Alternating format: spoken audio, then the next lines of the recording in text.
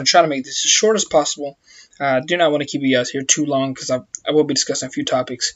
This is my updated Champa list, and I was gonna go ahead and start with it. You guys see my deck profiles before him. When a 15k battle card attacks your opponent's leader, you get to draw a card once per turn, and that auto activates the first attack on a leader. So if you're attacking with something that's not 15k first, you will miss the draw. Just remember that. And on his Awakened side, you get to draw 2, obviously, to Awaken, and you can discard a card to gain Double Strike. And this is what the Awakened side looks like. If you haven't seen my deck profile before this, that is. I'm going to start with the blue package. Obviously, blue, the same cards I played before in my original first run of the deck when I first won the event, the small event. 4 Boo, 4 Bean, 4 Coercion, and 4 Jocko. I don't really want to go too much detail on these cards. Jocko is just amazing at making sure you don't die, and it's just you need at least 1 blue energy in your hand. So 16 is a good ratio for opening at least 1 blue energy for a Boo. Go on to the 1-drops. 4 Kava.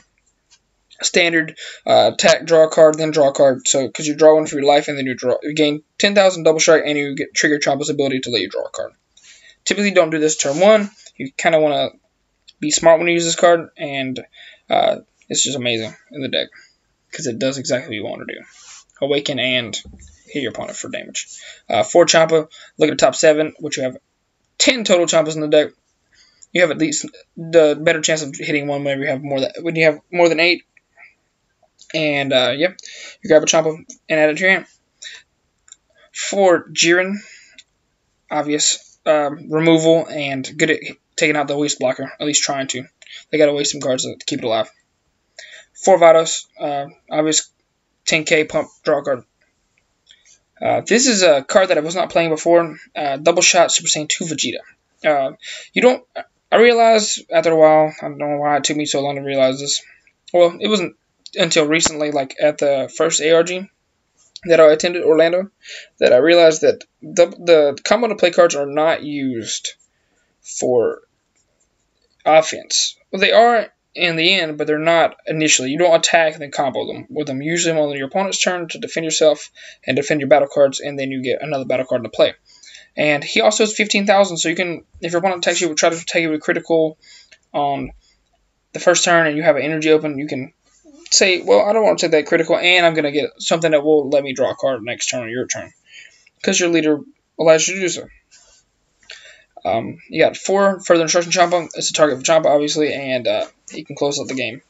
Your opponent will have to stop your first initial attack with a negate if possible, and then you have another threat on the field. Usually it can be this little guy, and you can just combo Champa in all your hand, and it could be just detrimental to your opponent's life.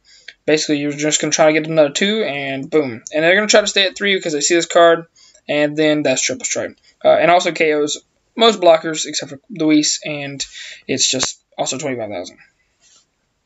One of the best cards in the deck now since the Set 2 and promos came out. This card allows you to choose to draw a card or gain double strike, which most cases you're almost always going to draw a card. I've only had to use his other ability once before, and that's because your leader can discard a card to gain double strike anyways, so you're pretty much always going to draw a card. And then if your leader's not awakened, you draw another card. And Super Saiyan 3, last but not least, one of the best cards in the entire deck. Allows your leader to play while he's not awakened. That's why you don't really care about results of training. And God, he pumps the entire field of red cards and your leader if he's red. And he goes at the end of the turn, he goes back to your hand, even if he's tapped. That's the deck. If you have any questions, please comment down below. I want to go ahead and get into some things I saw in the Soul Striker decks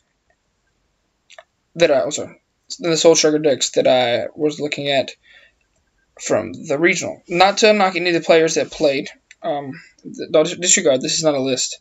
But this leader is very good at making the game turn to your speed, and you basically can just slow roll it by playing boosted Majin Boos and Curiosity Gokus until you get to a point where you can result to training and or start playing threats like KO on turn 4 and then or Gohan, and it's just fantastic how your opponent knows they can't leave you at 7 or 8, because if you results of training, it is very, very hard for them to come back. And then they'll try to leave you at 5 and try to critical you your way down, and or they can be really aggressive with Vegeta and try to kill you before you get to 5, whatever. They know that you become the best because you have 5 energy, and you can potentially just turn the entire game around with just the Super Saiyan Gotenks. Basically, my mistake was not playing a playset of Jocko's between my main deck and side deck at the ARG.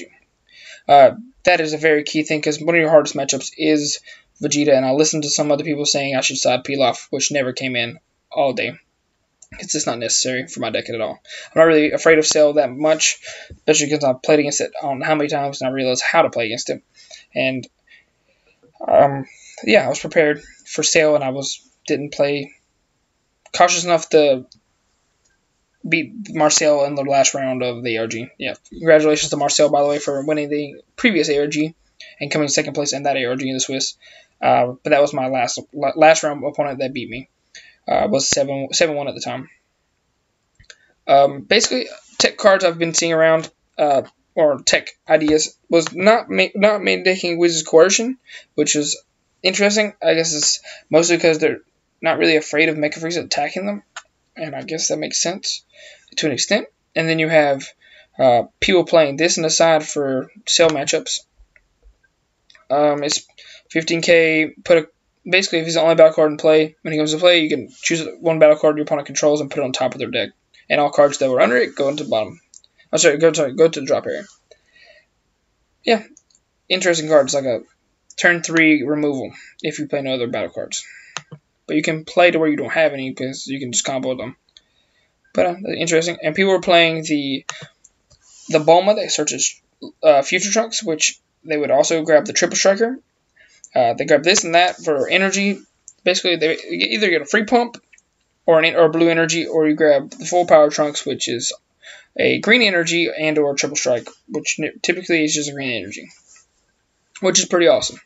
I also saw people playing this Trunks and the mono blue Vegeta kind of variant, and yeah, he is I'm sorry, not this one. Where's he at? I don't know where he's at. He basically plays Vegeta from your hand. Yeah, and also things you should also look forward to are people playing Mighty Mask more whenever the hero set come out. And that's going to be awesome. Even though people are already playing the card, and it's a very good setup for energies. And another cool thing to think about is when you're side decking, think about what cards actually are really good against the matchup you're playing against when you build a side deck. For example, this is one card I would have side decked if I'd have played against, or if I knew what the Mecha Frieza builds were going to look like. I would have side decked God Break Son Goku. If you ever let Goku get the 7 or 8 energy, which Mecha Frieza usually does, because they can't kill me, and I know I'm siding this card in at least 2 of them, he will say no blockers. You know, that's the real issue. The blocker will continue to stop my attacks, and no Wizard's Coercions. If they don't have a Bloodlust or a Crusher Ball, he will end the game in most cases.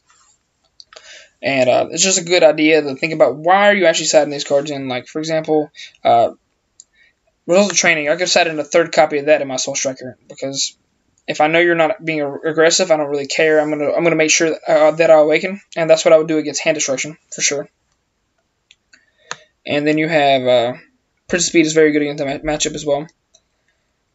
Yeah. So basically, you just need to take into consideration of what you're playing against and what you're trying to accomplish with your side decking. Because at the event, I didn't side deck much because I really didn't know why my side deck was there, other than like the matchups I never played against androids really. I didn't play against Android Switch, but I had some side deck cards for those. And I really didn't understand why I needed some of the cards that were on my side. In the end, I realized I didn't. I didn't need to side. I sided one match and that was on stream against Styron. And he was a good player. Cell is not a very good matchup for him. Cell doesn't have a good matchup against Soul Striker. I do believe Soul Striker is the most well-rounded deck in the game right now. Blue-green, that is, that has the access to removal and big continuous threats that will whittle your opponent if they do not kill you fast enough. And if they do try to kill you and they don't succeed, they will run out of steam and you will turn the game around because you can just do more. I saw people making objection inside of Soul Striker. This was my main issue with the decks that I saw in the event that made top. I do not agree with this card in the deck. I understand that it's good against Cell, and it could be decent if the Mecha Freeze opponent was actually like hitting you. But I always assume that my opponent's really trying to not hit me, because if you don't, the objection's dead. You're gonna just charge it. But they see you're like, you know, I mean, it's like, I don't know, it takes away a play, like a potential threat of your hand as well as an energy, and you don't really want to rush your energies. You're not like, once you get to turn 5, that is your energy. You don't really need more than 6 or 7 at the most, and like you don't even have to stop. You can stop charging at 6 almost always, because you're gonna untap those energies anyways. So there's no reason to rush to 5 or 6 energy, if that makes sense. And that's my idea behind not playing objection, and I don't agree with playing it in the deck, unless you're siding against Cell, and that's it. Because they're going to hit you. They're almost always going to hit you. And if they don't hit you, I mean, you're still going to be fine. But thanks for watching, guys. And if you guys want a little more like content like this on my channel, please comment down below what you'd like to see next. Like, I could do another deck profile, and I could build a red, blue, green, or red, blue Gohan leader, adult Gohan leader update, and put it on here, because I heard a player was playing it at the Orlando event. Not Orlando, sorry, at the Vegas event, and it basically made me smile, because I had built that deck when Set 2 first came out, and I realized that there are a few things that I could have done better. I didn't see his list, but I just thought about it a little more, and how he actually could do pretty well in this format. Shout out to the Wise Guys once again, and I'll see you guys next time. Peace.